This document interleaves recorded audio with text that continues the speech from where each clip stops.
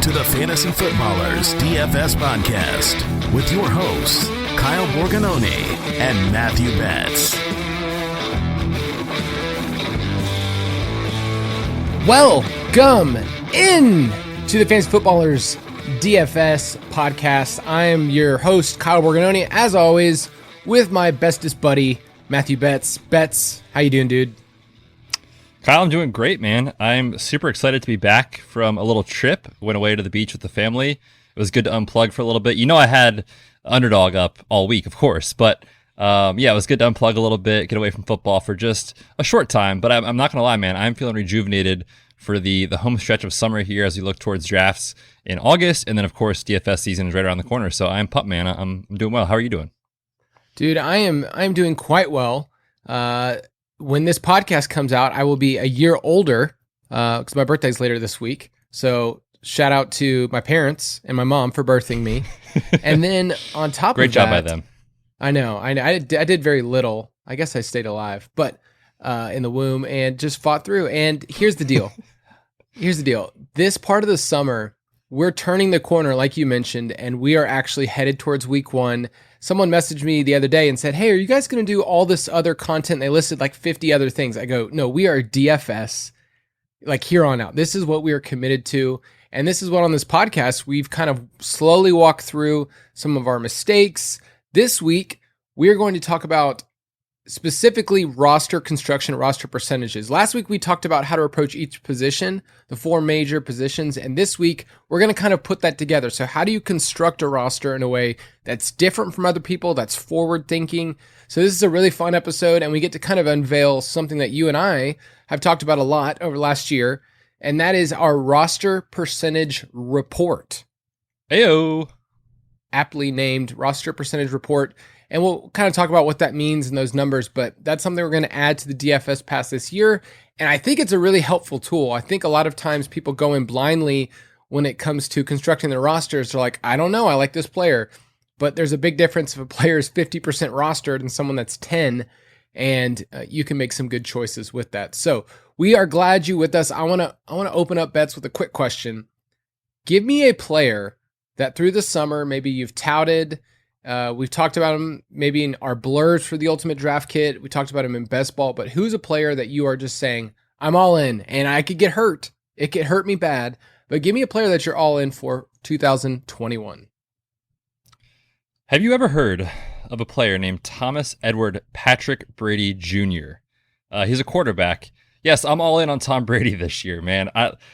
It sounds so silly to make a claim that you're in on Tom Brady because why would you ever be out based off his track record of being the GOAT?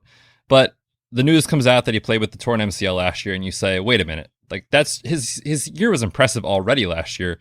First year in Bruce Arians' system, Chris Godwin's in and out of the lineup. Mike Evans hyperextends his knee at the end of the year. Leonard Fournette goes from being cut to Lombardi Lenny. AB signs with the team. Like there's just so much turmoil, and he weathers the storm, of course, and rights the ship and wins a freaking Super Bowl. And they return all 22 starters. He comes back healthy. You get all three wide receivers healthy, extreme continuity on the offensive side of the football, and second year familiarity with Bruce Arians' system. I think Tom Brady stacks in Best Ball. We're going to play him a ton in DFS.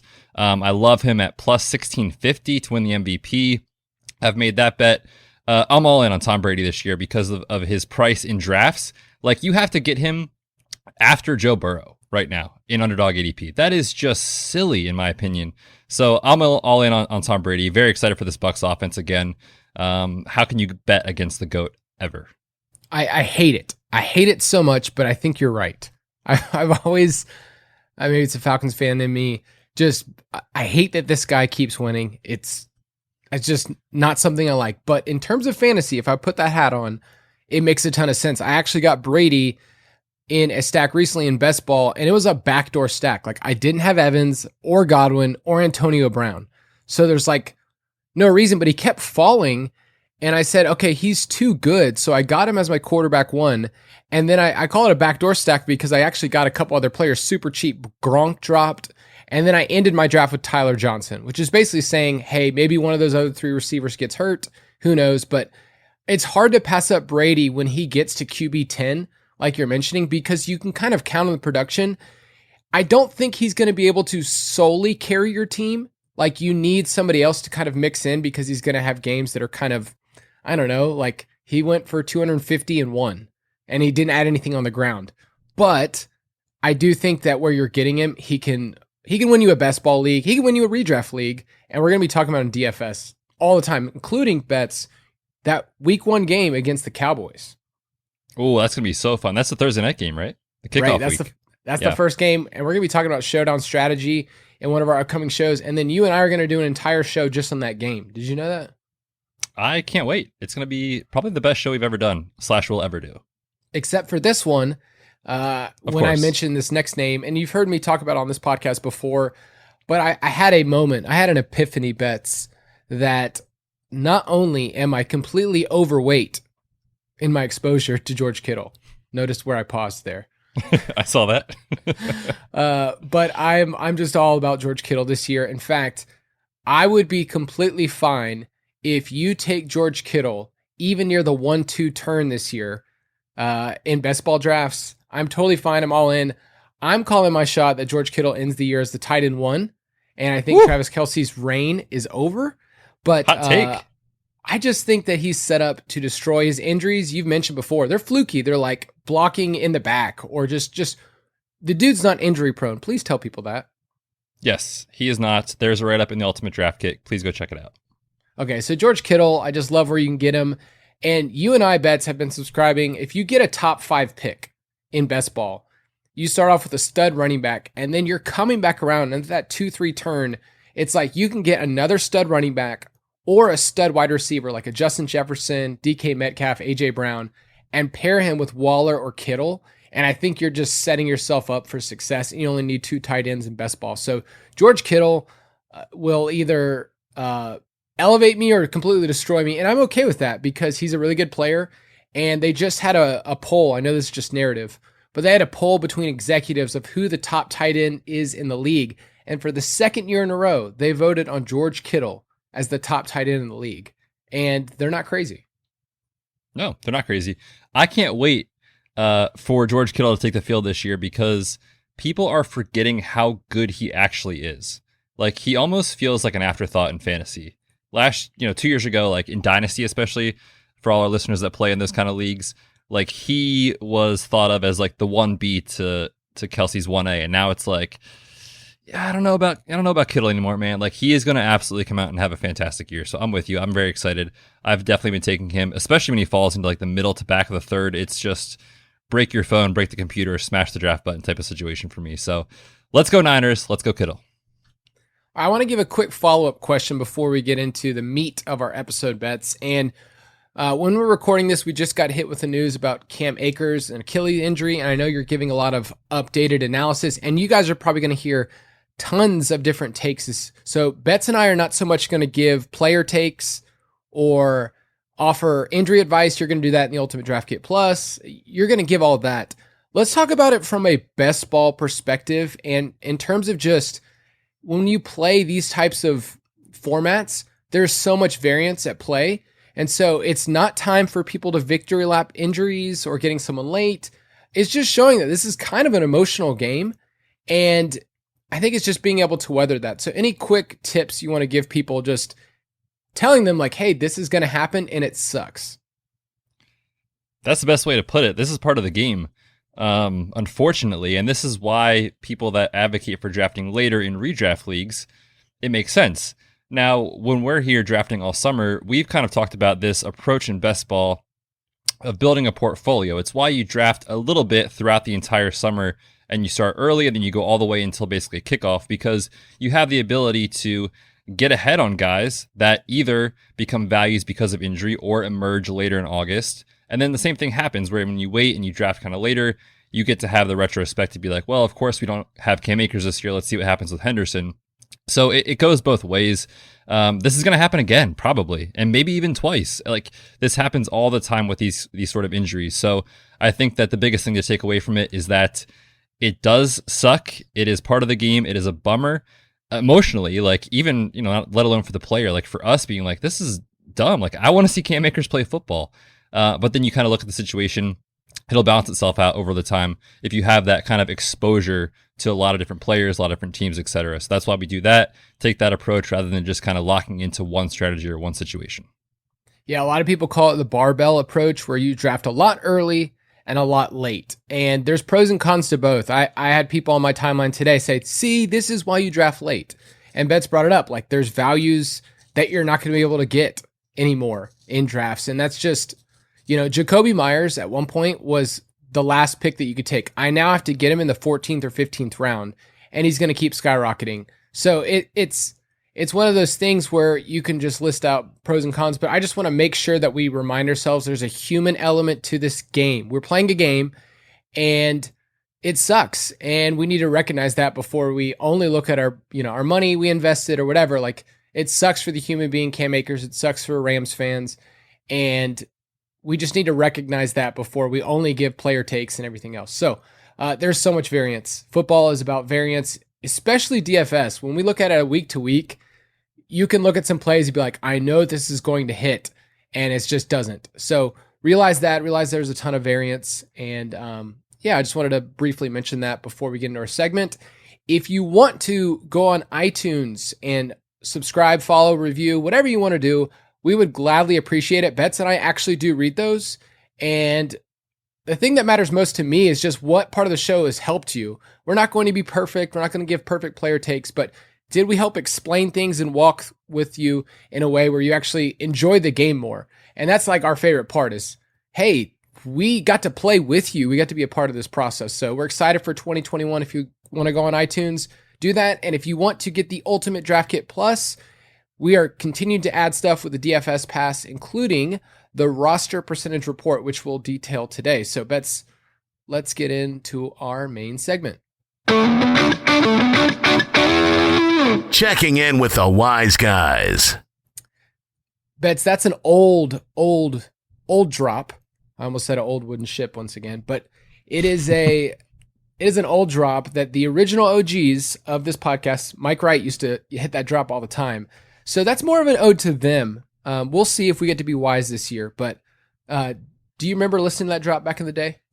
Of course I do. Yes. Those are the original ones, the original three that started the show. Those that came before us. So yes, shout out to those guys. Our fathers, our fathers of DFS. All right. Exactly. Speaking of the wise guys, I wanted to give a couple of bits of wisdom related to roster construction. And our goal here isn't to tell you this is what to do in week one. Like, we have a podcast coming up in about a month. Well, we'll do that. This is more giving you the framework of saying, how do I take the players that I like and then figure out how to configure them in a way where it actually helps me win? Because you can like the best players. Like, if this was just up to playing the best plays, Betz, we would be filthy rich. And yet, there's just so much more nuance to this game. The best DFS players understand there's roster construction nuances to every part of the game. It's more than just matchups and finding value in salaries. That's like a good starting point, but it's basically asking, how do these pieces fit together? And when we talk about these kind of pieces fitting together, think about it like a math equation. Betz, do you want to go back to math with me? I might sound really nerdy for saying this, but I actually loved math in high school. So yes, please, let's do it. Let's do it. So, listeners at home, you got your pen, you're on the toilet, you got your notebook with you. You're ready to take notes. Pen on the toilet. You're good to go. The essentials. Think about this. There's a couple of simple variables that are in play, and the ones we talk about a lot is, did this player, 4x on their salary? What we're saying is, take this player's fantasy points, all right? That's a variable each week. And then you have to divide that by their salary. And basically that's how you figure out, did they 4x or 5x? That's their multiplier. But there's another variable that we don't usually think about, and that's someone's roster percentage. So it's not just what's their points and what's their salary. It's also how much are they rostered. And I want to give you this hot stat, Betz, and then I'll let you take it away. But last year, Josh Allen, you've heard of him? I have once or twice. He did good last year. How good was he last year? Do you remember? He was the best quarterback in fantasy. So, good player. You probably wanted to play him in DFS, and we did play him in DFS. But if you went back and looked at the Millie Makers rosters, which I know is kind of a different subset than maybe a lot of people play, but it's the most popular tournament, right? he made exactly 0 appearances on winning DraftKings rosters. Josh Allen never showed up on a Millie Maker roster. Betz, what does that tell you that Josh Allen, despite being awesome, being the number one quarterback, never showed up on Millie Maker's rosters? What do you do with that info? It tells you that DFS is a 1-week season, right? When we're looking at end of year finishes, or, a lot of times when we talk redraft and the guys do this on the main show, they'll talk about where a player finished or kind of where they were in terms of a points per game is played. And this redraft is all about like how you look across the season. DFS, all we care about is one game. We care about what you do for 3 hours on a Sunday. That is it. Nothing else matters. So the fact that Josh Allen had, of course, amazing weeks, we know that he did, otherwise he wouldn't have finished as a QB1. It tells us that in these big tournaments, this is why you play tournaments, that there was just too many people playing him, that it didn't allow him to become different for your lineup, or maybe you didn't have the right combination of Josh Allen in your lineup. So that's why roster percentage is so important. If Josh Allen is the quarterback one every single week, but everyone is playing him, it doesn't really matter. And think about with Allen, like he got to the point where he was expensive. We know Diggs was expensive. So those two together were eating up a ton of salary, and they could have had ceiling games, and they did together a couple times. But those two together also didn't give you access to maybe some other players that you did need that week. So Josh Allen could have easily shown up. I'm not saying that he wasn't a good play. He was an awesome play. But the reality was just the way that you configure a roster isn't just who's the best quarterback. He did have a couple of other games that are kind of fluky where like it was a Sunday night game where he went bananas. And there's another game where he had a huge ceiling game, but Diggs didn't catch a touchdown. So that's probably why he didn't get there, because everybody was stacking them. But let me ask this question, and then we'll kind of go through this list. But how can people be better than the field in terms of roster construction, in terms of how they fit together their players? Yeah, I think it kind of, you have to think about it in terms of like a checklist, I would say. And we'll go through that next. But there's different things that you want to think about each week when you're looking at roster construction and you're looking at the percentage of these players that you're putting together. You have to be willing to, I think, use each of these pieces of the checklist that we're going to talk about and kind of put them together and then, go through this and really sit down. I think truly like writing them out or like having them reference is the way to do it. And then kind of looking at, how do these players fit this checklist that we're going to talk about in a second? And then from there, is it too popular? Is everyone doing it? Am I playing in a cash game? Am I playing in the millie? Am I playing in a 200-man tournament? So being willing to kind of match your roster construction with your percentage to what you're playing in terms of a weekly contest, I think matters a ton, because there's a lot of people that are entering lineups into the wrong contest, but still factoring in the roster percentage. Like they're like, I'm entering my cash game lineups this week. I know Christian McCaffrey is going to be about 50%, but that's fine. I'm just going to play him no matter what in every lineup, in every sort of tournament that I'm playing.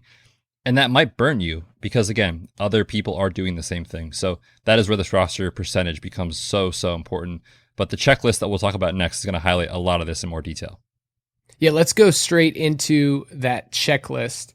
And when we're talking about checklists, we're not saying this is the only thing, but it does give you a couple different templates in terms of constructing a lineup and creating it. It's not perfect, but most of the experienced players, people that have winning lineups, they start with this in mind. So Betz, once again, I look back at the Millie Maker winning lineups, courtesy of Fantasy Labs, which you and I love using for research, but 16 out of 17 weeks, that team was stacking. Is that kind of like a duh? You got to do it. You have to do it. 14 of 17 weeks, they were game stacking, meaning like they took that game and they did more than just quarterback and wide receiver. They were running it back with someone else. And usually it's a quarterback and a pass catcher, 15 out of 17 weeks. Now, there are some other templates that you can use. So every once in a while, we talk about the correlation between a running back and a defense. Do you want to explain why maybe that works? Not all the time, but it can work. Yeah, the idea is like a game script where, let's say your defense, I'm trying to think of a good example. Let's say for some reason you play the Titans defense and you have Derrick Henry. You're sort of counting on like the Titans defense to come out and stop whoever the opponent is. Maybe they recover a couple fumbles, they have some sacks, they just dominate, they overwhelm the other quarterback, pick six, and the defense hits for you. Well, okay, if that's the case and the defense is putting this game away in terms of it being a positive game script for your offensive player, namely your running back, then in theory, if they're winning, Derrick Henry's going to touch the ball 25 times guaranteed. He'll be able to kind of ice the game away as the clock goes down. So it's one that I think can work in those situations. I don't put it as high as an emphasis on the other things that we're going to talk about. It's maybe like the last thing I'll do if it fits roster construction wise, or if I like the matchup for a defense, I'll do it. But there's also benefits to not correlating those, because there's games that just go bananas, right? Like you could be playing the Falcons defense and they're getting destroyed over and over and over again. And then all of a sudden in the fourth quarter, they get a pick six. Did they actually have a good game? No, but they'll get there based off that touchdown. So there's just so much randomness to defense. And there's also like not a lot of teams that have a spike week. So being able to identify which ones those are with your running back, I feel like is sort of a fool's gold. I don't use it a lot. I've used it a little bit, but definitely not high on my priority by any means. I think it's fine in certain matchups if they're a salary saver at defense, but you and I don't love paying up at defense. It's a little bit more random. We talked about that last week. I do think one that I think about a lot is, for the most part, I would say 75, 80% of the time, I'm only going to have one running back per game. So if it's Derrick Henry on one side and they're playing the Chiefs, I'm probably not going to have CEH on the other side. Like I need the game script to work out really well where it's a back and forth. And usually it's like one team gets ahead, they run the ball, and the other team's battling back. So for the most part, it can work out.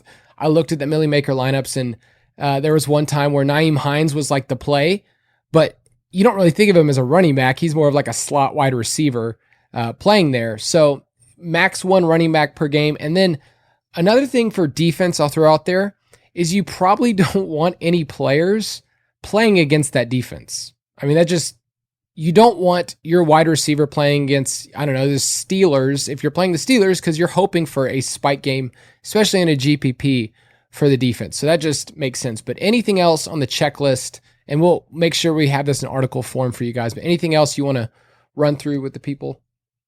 Yeah, I just think one more point in terms of that running back defense stack. The correlation there is only 0.1. The highest correlation can be is 1. 0.1 is low relative to these other correlations that you see. For example, a team's quarterback and their wide receiver 1 has a 0.55 correlation. So it's not high on the list by any means. I just want to kind of give some numbers to that. But I think other than that, we have a pretty good checklist here going, at least in a place to start how you build your rosters. And then going from there, now we look at creating player pools and roster percentages.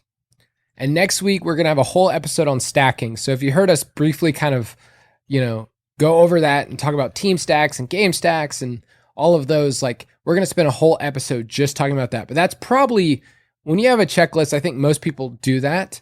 There was one week last year, Betz, where somebody didn't stack their quarterback. And this is putting you on the spot. So if we're not stacking our quarterback, what do we want from them usually? We want them to be running in the football to score touchdowns. Okay. So you narrowed down the field. Let's keep going. I'll give you 3 guesses. There's one quarterback. It's Jalen Hurts. It was not Jalen Hurts on the Millie Maker roster. Come on. I thought it was the week where he was like the starter and everyone was scared to play him. Dang it. Okay, so it's a running quarterback. Yes. Not stacked.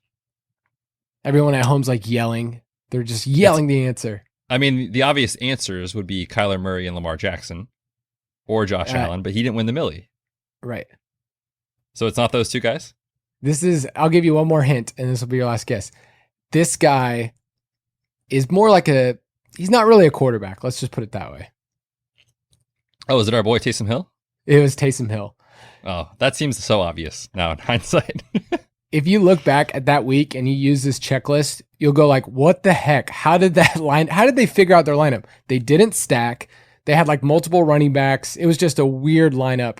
And maybe that's why they just ignored the rules and they won the million. That's the takeaway, right? Just ignore everything. Yes. Just ignore everything you're going to hear today and you'll win money. All right. So we just talked about creating a checklist, but the next thing you can do in terms of roster construction is create a player pool. And I love this part of the exercise because for me, it's like Tuesday and Wednesday of the week where we know the matchups. We've turned the page from the previous week. And then I like to do something where I just get out my notebook and I list all the matchups for that week and maybe the Vegas totals. If you want to use a spreadsheet, be a spreadsheet bro or girl, that's fine. But list all the games and don't look at any of the salaries. Why do you think this is kind of important, just to like throw everything down before you really start getting in the nitty gritty?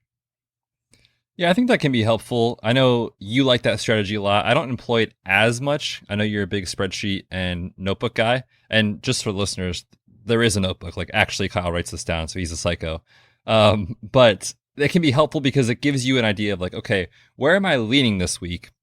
Before I even look at like, oh my gosh, he's so expensive. Why would I ever play him? Like, it gives you an idea of where you like to go, what matchups look good, what players look good. And then from there, you can kind of take a step back and say, okay, here's the player pool that I would like to have. Does the salary and the roster percentage allow me to access that player or not? Because that's going to be what really dictates and kind of thins down the player pool, because initially you're going to have a lot more guys that you feel pretty comfortable with. And then you might take away one or two at each position based off of, they're too expensive, or they don't fit, your roster construction because the salary is too much, or they're going to be 70% rostered, like they're just too popular. So it really does help you to kind of get a good place to go, and then you can kind of trim it from there. Yeah, you want to figure out where your biases are, your priors. We've talked about that a couple episodes in the Forecasting 101 episode, but all right, go through the list and say, okay, here's a couple of quarterbacks. I say maybe 4 or 5 quarterbacks I like this week, because it can be easy to kind of laser in and say, ooh, this is my play this week. While, maybe there needs to be 4 or 5 quarterbacks you look at. When you and I narrow down our player pools for cash, we go back and forth between a couple of different guys and say, okay, well, if I wanted Kyler Murray, here's the high end of guys I like, and here's kind of the middle quarterback, and then here's the cheapie.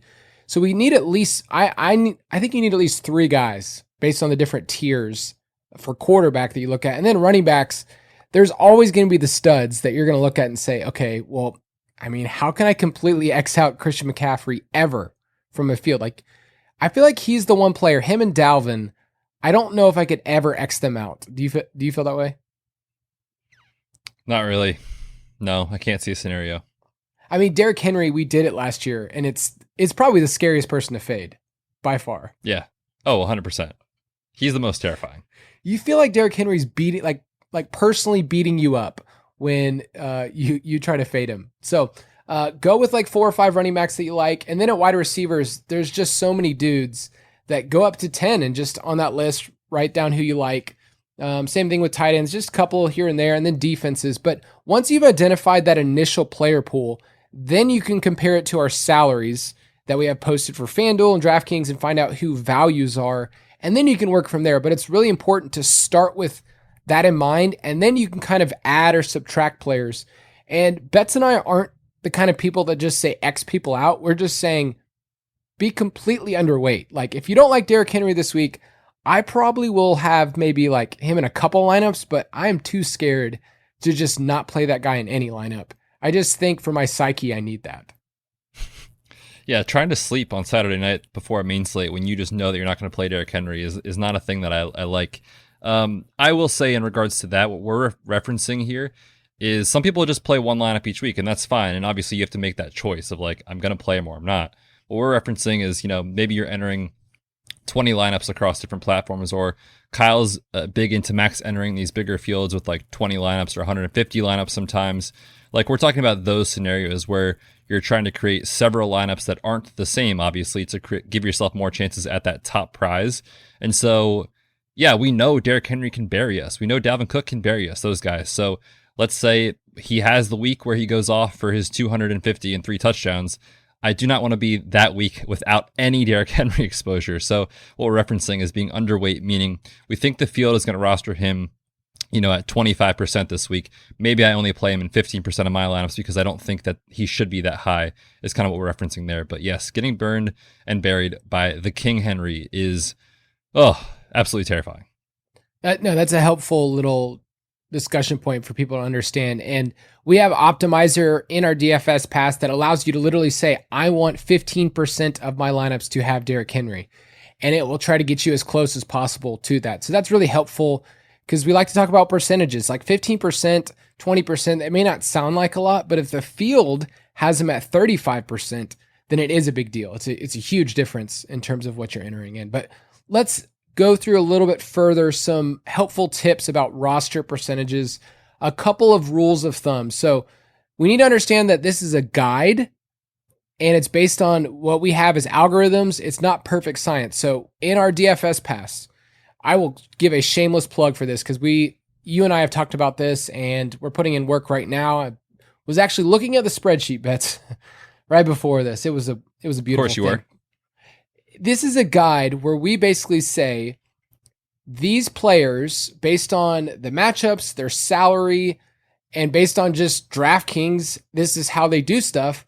Here's where we think this player is. So people are pretty emotional. And one of the things that we've talked about before is the buzz report. And you can see on Twitter kind of the emotional tide the week has where it's like people start mentioning a player and then it just starts building. And Derrick Henry is one of those players. Like he's an emotional player to figure out because it's not just he's a running back. He's Derrick Henry. He's the most imposing player in the game. And so it's hard to just separate that. But when you look at the percentage, it gives you a number that we would say, hey, this is a good estimate. And I always tell people like, I could be wrong in our algorithm. Like it's not perfect, but at least gives people something to start with. It says like, oh, I had no idea that Derrick Henry was going to be at 50% this week.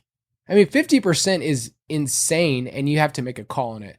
But also these percentages tell you that safety is not what you want to use in DFS. I think a lot of times we want the safe players in cash. We want the safe workloads, but no player is safe. Every single player has a downside, especially at their salary. And that's what kind of makes up what we call chalk or these different plays. So you kind of want to, Betz, you want to run through what we mean by chalk or dart throws or low rostered players.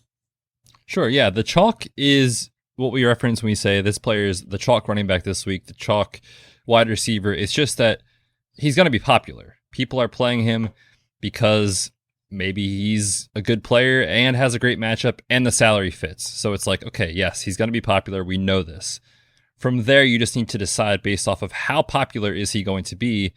Is he going to be worth putting in your lineup? And we talked a lot about that concept on last week's show when we talked about chalky running backs and wide receivers. So definitely check that out for more detail on that.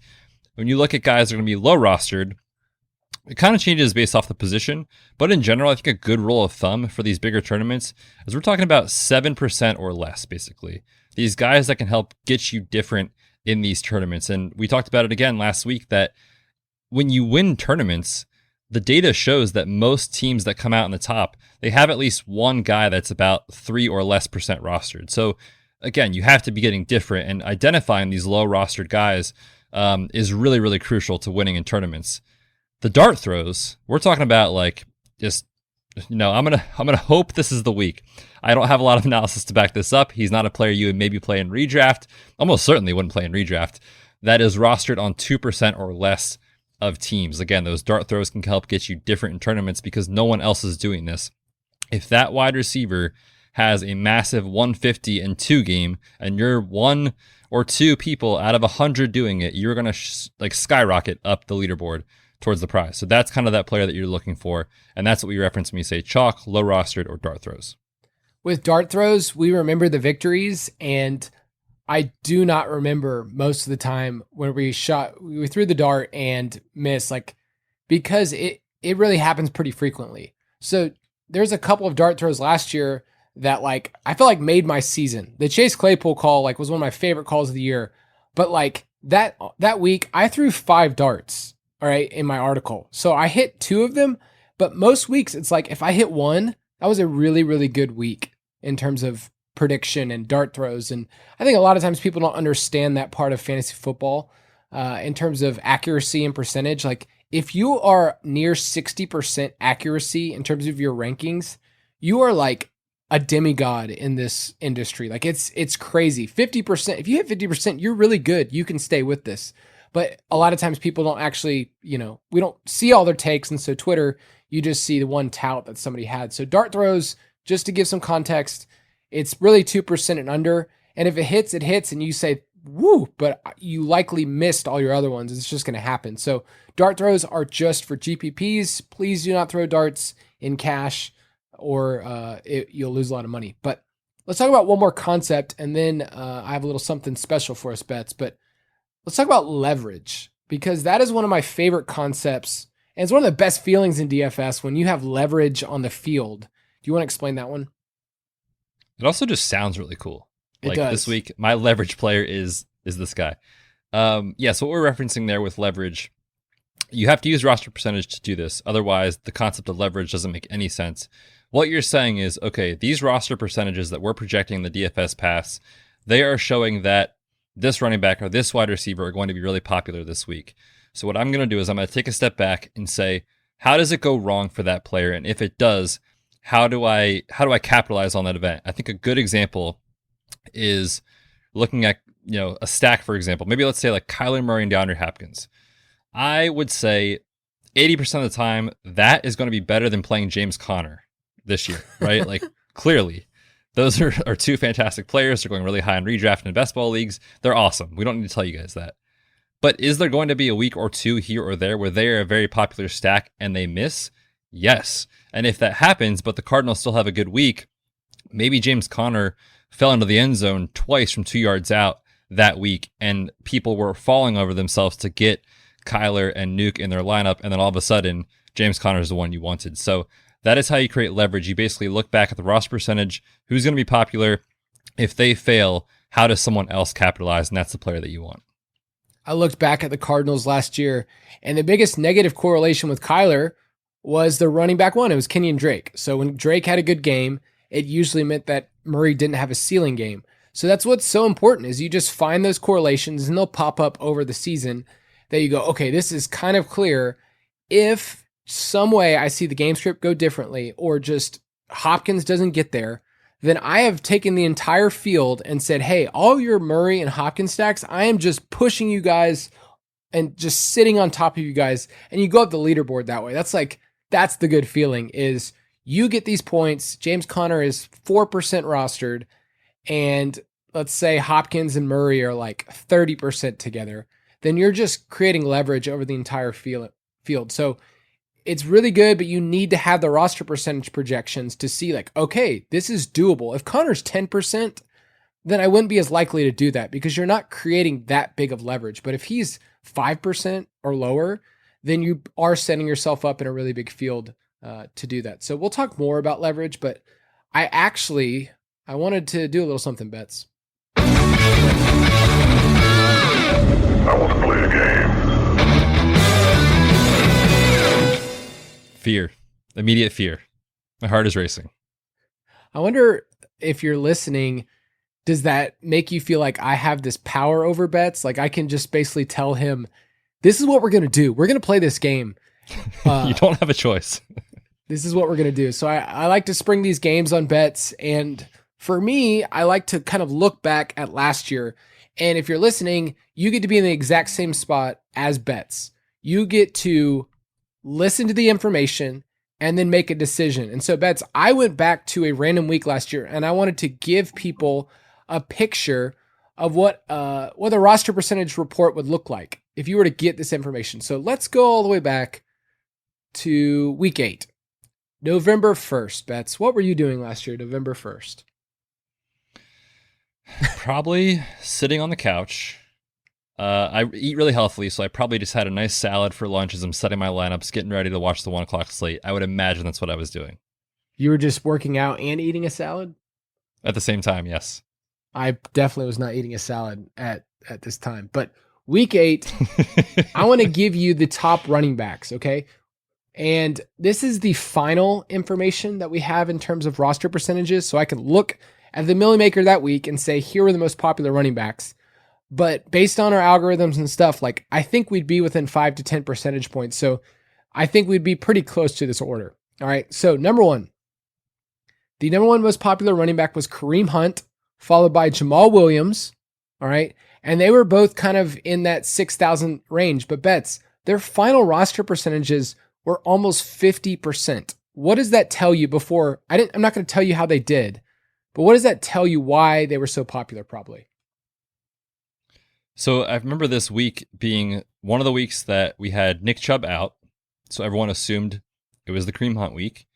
And then as well, this was the week where there was bad weather in Cleveland, I believe, and Cleveland and Vegas played in just a wind storm, and there was tons of running the football, and everyone, I'm sure, pivoted last minute to say they're going to run the ball a ton. Kareem Hunt is the play this week. The Raiders are awful. Let's go there. Same thing looking at Jamal Williams with an Aaron Jones missed week against Minnesota. This is where the chalk will go at running back. When the starter is out, the chalk and the roster percentage will follow the backup running back. You were spot on. And I love this exercise because there's a piece of the information that you don't know, listener. You don't know their fantasy points, but you're actually going to get this information that we just went through every single week beforehand. Like, you're going to know the salary, and then we're going to give kind of a roster projection. So yeah, the top two most popular running backs were basically weather and backups, like because Nick Chubb was out, Aaron Jones was out. And I think we would both say they were a good play, but 50% is wild that it would end up that high. Let me give you a couple others. The other high-priced running backs that week were third and fourth, all right? So the top two running backs were Derrick Henry at 8,000, Alvin Kamara at 8,200, and they were both, Kamara was 23%, Henry was 30%, and it makes sense. They're the best players on the board. They're the best running backs. They're the two highest price guys, and it's Derrick Henry. And oh, by the way, he was playing the Bengals. So why do you think people liked him that week? Last year, the Bengals defense was #not good at football. When you look at how this slate started, it makes a ton of sense. The cheaper running backs, the high price guys. There's a low price guy, Myles Gaskin, who was getting a lot of love at 5,200. So he was kind of like the cheaper popular running back. And then you kind of had some more middle tier. You had Jonathan Taylor at Detroit. Why do you think he was popular? Oh, this is when he started to turn it on, I think, later in the season. Jonathan Taylor coming on. Price was affordable, 6,600. And then the Lions. I mean, every week it was like, who's playing against Lions this week? Yep, let's play the running back. So he was just the next man up in that rotation. All right, so two more. Josh Jacobs, you mentioned earlier that Cleveland and Vegas game. So Cleveland wasn't the team that we thought they were at the beginning of the year. Like, remember, they were just kind of like near a 500 team, and then they turned it on towards the end of the year. So Jacobs would have been a play that you would have said, hey, 6,200. I could see them with the weather, getting control of the game clock and just riding Josh Jacobs. So that makes sense. I want to give you bets, and I think this might jog your memory, but the 8th most popular running back that week, okay, is a guy by the name of Dalvin Cook, and he was only at 10% rostered. What do you have any memory of this? This was quite literally the best day of my life. Oh my gosh, I picked a random one for real. Oh man, no, this was the week. I remember saying to myself, and this is a perfect example, like, we do not come on the show to talk about our personal victories. That's not my goal in doing this. But I had an amazing week with playing Dalvin Cook because of this reason.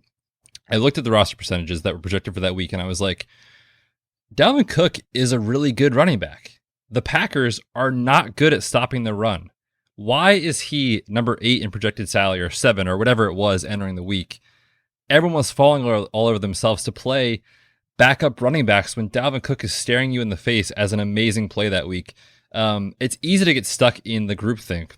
When you just take a step back and you look at the roster percentage, it can open up this whole new, you have this whole view of the slate in a different way. And that's what I did that week. Played a ton of Dalvin. Obviously, he had an amazing week. I think he went for like 50 DraftKings points. 51. And if you played him, you did really well. Yeah, and I don't think you're saying the other guys were bad plays. Like, no, Cook was right below Kamara and Henry in terms of salary. And I think we would have said Henry would have been a good play. Kamara obviously has as high a floor as anybody.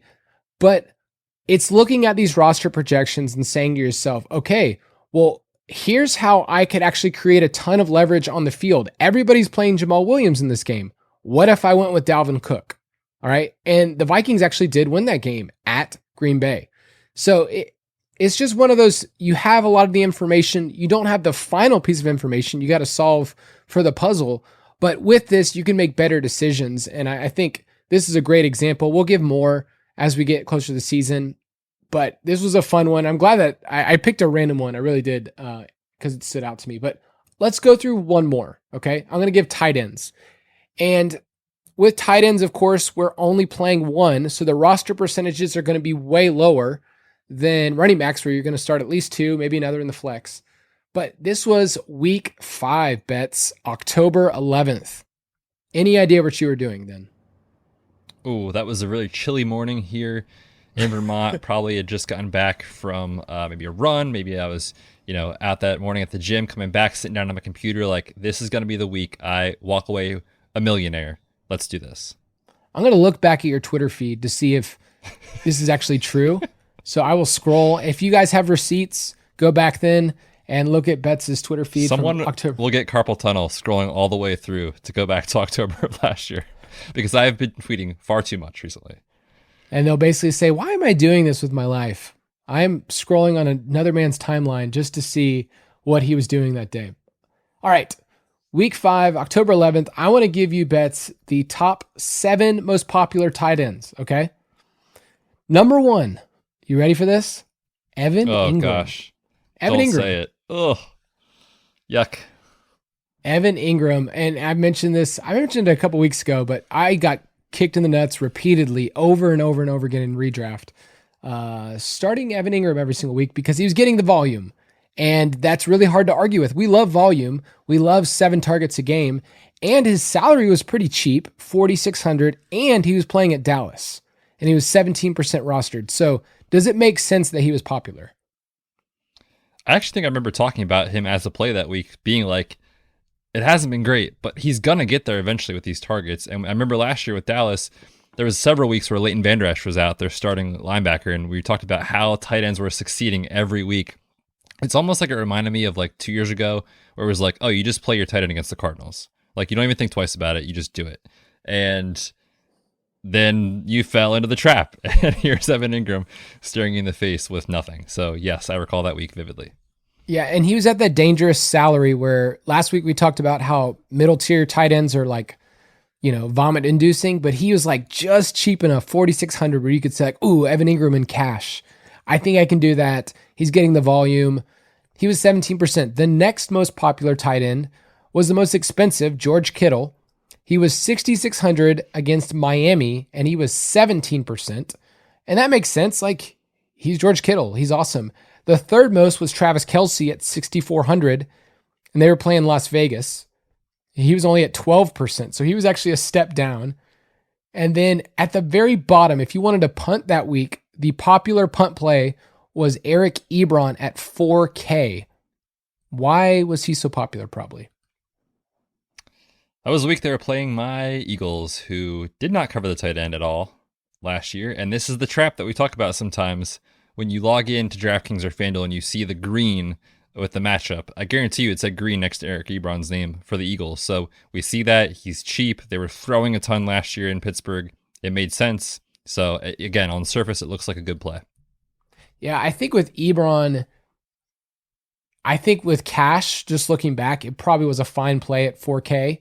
But in tournaments, you look at this and you say, okay, well, they spread the ball around so much in Pittsburgh. If any other tight end has a ceiling game, then Eric Ebron is a terrible play. And the other tight ends on that list, Darren Waller at 5,900 was at 11%. And then a bunch of other cheapies, Dalton Schultz, your boy, at 4,800. And then Mo Alley Cox all the way down there at 4,200. So based on this information you have in front of us, Betts, was there any play that stands out to you? How in the world was there ever a week where Travis Kelce was $6,400? Like, that's what sticks out to me in hindsight, because as the season went on and he just had an amazing year, each week he was going up to 7, then it was 7.5, and by the end of the year he was 8K to play. Sometimes I think even more. So that right now, obviously in hindsight, is like, okay, yeah, duh. But taking a step back, being like, he's cheaper than George Kittle. We know Travis Kelce's ceiling. We know the Raiders last year were a horrific defense. And then you see all the chalk flow to these other guys that you don't know what you're going to get. Like, any week, you don't know. So that makes a ton of sense for sure. I think Travis Kelce at that price. Same thing with Darren Waller, who was even lower roster percentage. Again, we know his ceiling, and he was cheaper even than Travis Kelce. It's the classic baby bear approach where there's 3 tight ends that are priced above everyone else. All right. Kittle was the top. And then down at the lowest was Waller. So if you were looking at those tight ends, you would say, okay, if I want to pay up and get different from the field, I want to get George Kittle. And then if you're like, oh, you know what? I want to get an elite tight end, but I don't want to get the most expensive, I'll get Darren Waller. But right there, just right in the middle, was Travis Kelce at 6,400.